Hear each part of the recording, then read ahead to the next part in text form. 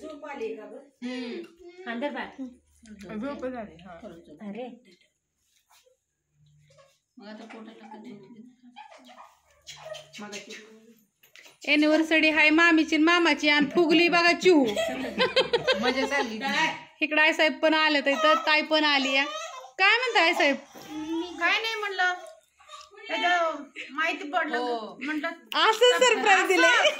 लक्षात आले ना तुम्ही झोपलेला असणार दुपारी अशा अवतार मध्ये असणार तेव्हा मी टप्पना बघितले सांगणार अजिबात नाही. आता आई साहेबांनी बरोबर आता बरोबर ओळखलं सगळ्यांची घरं माहीत झाले ते. सकाळी अवतार कशी होती हिच्या?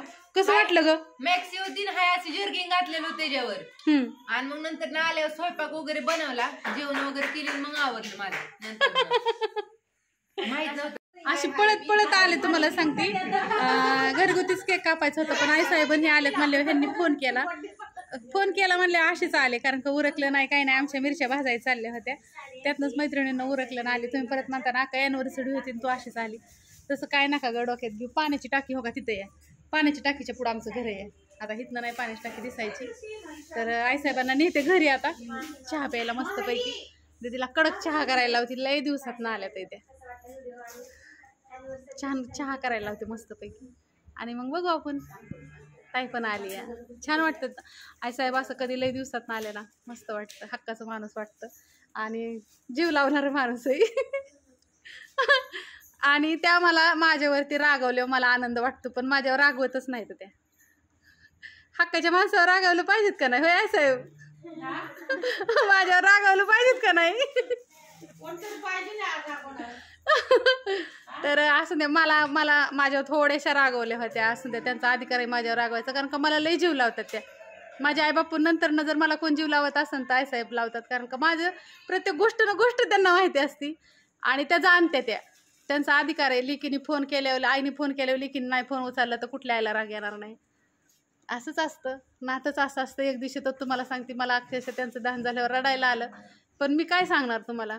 माझ्या चुकीने मी 2-3 वेळा फोन आला त्यांचा माझ्या ह्या कामाच्या टेन्शनमध्ये मला फोन नाही घ्यायला झालं आणि त्यांना वाईट वाटलं पण मैत्रिणीनं मी तरी काय करणार आहे ग. मग मला एक दिवशी मी त्यांना फोन केला थोडंसं माझ्याकडून चुकलं मी फोन नाही उचलला. माझ्या तर थोड्या का व्हायना म्हणजे नाराज झाले त्यावेळेस मला लय वाईट वाटलं. कधी कधी कसं होतं नाही होत कामाने ह्याने घ्यायला फोन असं होतं. माझं आलेल्या दिवसात ना बरं वाटलं मला. ना तुला ते कंप्लेंट काय करते मी उचलत नाही मग काय समजायचं आपण काय समजायचं सांग. मी आता तिचं काय करणार आहे? हा सांग. जी महत्वाची घरची नंबर असते ना आपली सगळे त्यांना ना वेगळी रिंगटोन ठेवणार आहे म्हणजे ती दुसरी रिंगटोन ऐकल्यावर तर तिच्या लक्षात येईल की बाबा फोन आला.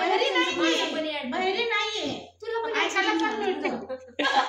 तर फोन कंटिन्यू सायलेंट असतो. दिवसभर फोन चालू असतो. दिवसभर फोन चालू असतो मग ते कामाच्या ह्याच्यात होत नाही. व्हिडिओ काढायचा साईडला ठेवायचा प्लस काम पण असतं. आवाज कमी का ठेवते? कंटिन्यू फोन येत राहतात ना म्हणून चिडून करते नाही सायलेंट मग चिडत नाही. ते काय होतं घरं पुसायचे असतात. बंगला पुसायला गेलं की तास लागतो. अंगण झाडायला गेलं की तास लागतो. पेवर धुवायला गेले की तास लागतो. पत्ता लिहायला गेलं कुरिअरला जायचं टेन्शन. तर माझी इथं तक्रार चाललेली मायली की दोघी जणी डिस्कस चाललंय त्यांचं. फोन करते कधी करते हिला फोन. हिचा फोन लागण्याची गॅरंटीच नसते. असं द्या बाया घ्या समजून. काय मार्ग काढावायचा सांग. फोन घेऊन द्यायचा. हा रिंगटोन वेगवेगळ्या थोडे दिवस वेगवेगळ्या रिंगटोन टाकायचे. आता कसं झालंय आई साहेब सायलेंटला ठेवू नको म्हणायचं. आता कसं झालंय नाचायचं म्या वाजवायचं म्या टाळ्या म्या वाजवायच्या प्रेक्षक बी मी आणि पारितोषिक बी मलाच घ्यायचं आणि म्या माझंच कौतुक करायचं. कोण बिचिडलं नाही ह्याच्यावर मग नाचायचं मीच सगळं मीच करायचं असतं. म्हणजे ती त्याला मावशी असं वाटतं की जाऊ दे असं नाही का म्हणजे आपल्याला तिची माया येऊ द्या आणि मग तिला म्हणावं की जाऊ दे ना. किती किती किती चाललंय बघा. तूप विकतात ती पण लई ती फोन करून ही फोनच उचलत नाही.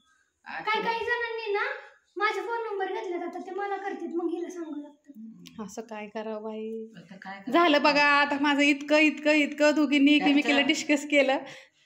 माझ्यावर रुसल्या होत्या. काय केली काय करतो तुम्हाला काय बोलतो नाही खायचं बनवून जेवलो तुम्ही म्हणलं पण नाही येणार म्हणतेच नाही. नाही आम्ही किती भारी चाललंय दोघीचं बाई.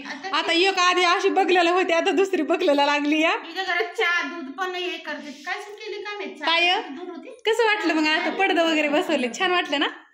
मस्त वाटलं का? काय साहेब पडदं नाही सांगितलं कसं? हा पडदं कसलं बसवलेत पण चांगलं आहेत का नाही? पण पडदा हासे आहे ना मनीषा सांगू हे हा घराला चांगल्या सोबत नाही. हॉल लावा भाऊजी. ऑफिस मध्ये हा ऑफिस हे घराला सोबतो असे. हा तू हाफ करण्यापेक्षा फुल केले असते ना एक नंबर. फुल आहे की? फुलच आहेत. फुल नाही ही जो आहे ना आम्ही आमच्या ऑफिसला केलो होतो. ऑफिस असतात ना त्यांना सोबतो या.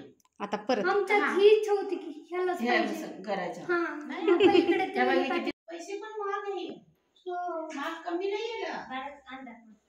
देवाने माझं गाणं ऐकलं. माझ्यावर रागवलेले आई साहेब आले एकदाच्या. लय रागवले होते माझ्यावरती. ह्या बाजूला दोन केल्या ना इकडे सोबत दिसत. आमच्या साहेबांनी ऑफिसला केले होते. केले तुला सांगते हे ब्लॉक होऊन जातो. विसरले तर आपण कुणी दरवाजा वरती घे का तिथं? ब्लॉक होतो. वरती घे ना पडदा. उजाड पडतो. लाईट गेली अहो मैत्रिणीनं. कसं काय गेली? अचानकच गेली लाईट.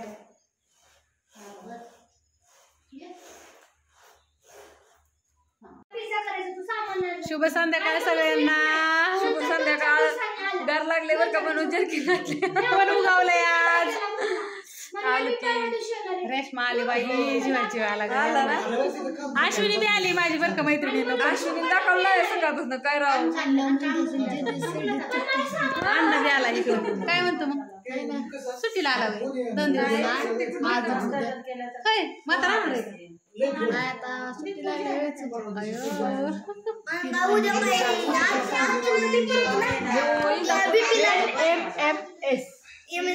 सगळी चालली आज.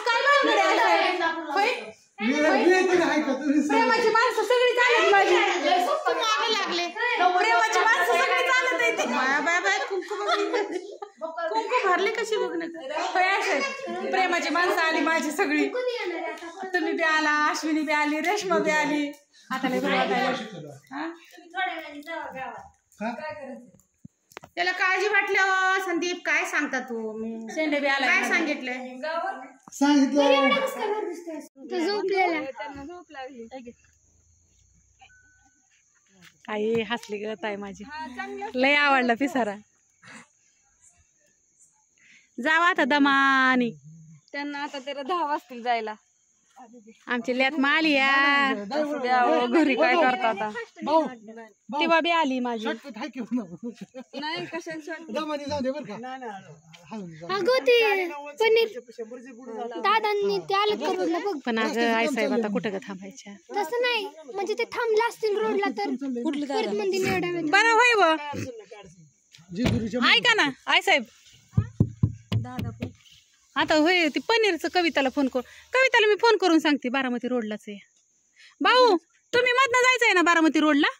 मी मोरगाव रोडला निघणार. हा मग मधनं जायचंय. कवड्याला करते फोन मी. तुम्हाला पायजामा किंवा कविता एक जण उभा राहिला रोडच्या कडेला कोणी तर उभा करा. कोणतरी एक जण सांगितलंय त्या नारळाच्या झाडाची इथे थांबतो म्हणून.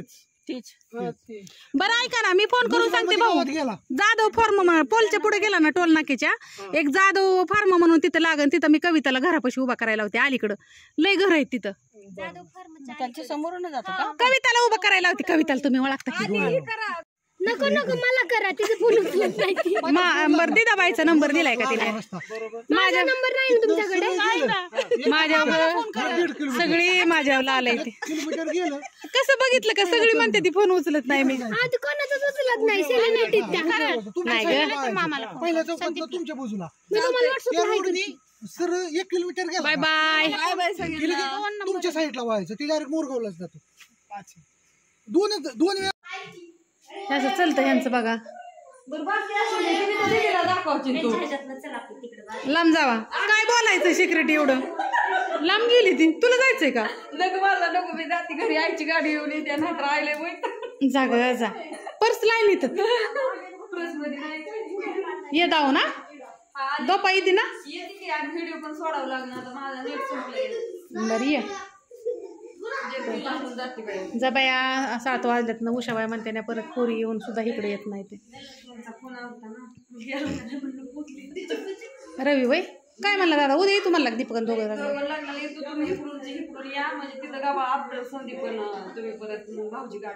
कुठं लग्न आपण गेलो तिथंच आहे का पहिलं त्याच जागा तेच म्हणतो कोणा ते जेवायला आपण पाहुणं भीतीच फक्त नवरदेव नवरी इकडे नाही जाऊ की जाऊ तुम्ही नेत असल्यावर जाऊ की तुम्ही गाडीत नेणार का मला पहिलं तू नेणार का गाडी गाडी द्यायची ना काय माहिती हेच बाय म्हणले गाडी नेते हो गावानं कोणाजून काय करा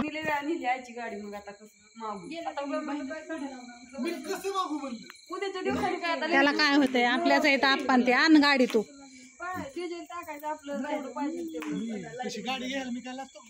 मग तुझीच गाडी जातो आण काय पाहिजे तवा आपलीच आपण उच्या बाहेर